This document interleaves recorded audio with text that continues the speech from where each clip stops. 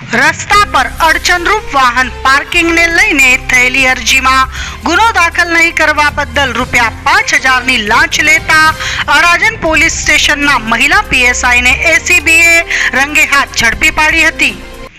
એસીબીના જણાવ્યા મુજબ ફરિયાદી અડાજણ વિસ્તારમાં દુકાનો ધરાવે છે અને ત્યારે વાહનો પાર્કિંગ બાબતે કોઈએ અડાજણ પોલીસ સ્ટેશનમાં અરજી કરી હતી, જે અરજીની તપાસ સૌરભ પોલીસ ચોકીના મહિલા પીએસઆઈ નીલમ મારુને સોંપાઈ હતી।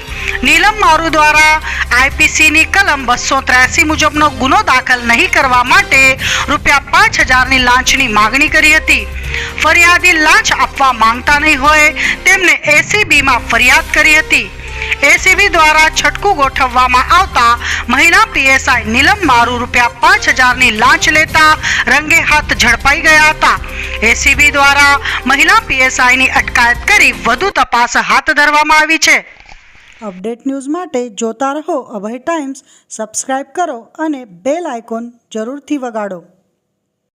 અભય થઈને નિષ્પક્ષતાથી નિરપેક્ષ રીતે વાસ્તવિકતાનો અરીસો રૂપી સચોટ માહિતી લાવતો સત્યની સાથે અભય ટાઈમ્સ।